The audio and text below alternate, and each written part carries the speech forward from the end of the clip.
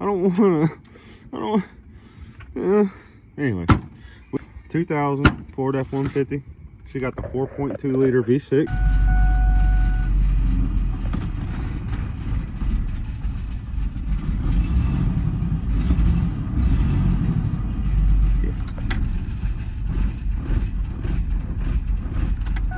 Enough of that. All the top of this stuff off. And I realized, watch carefully now. Hold on, let me put you somewhere safe. Watch, just watch. Watching? I made an accident. Got some water in there, but no big deal. Nothing the oil change can't fix. It's running like shit still. Not as bad as it was when I showed you before.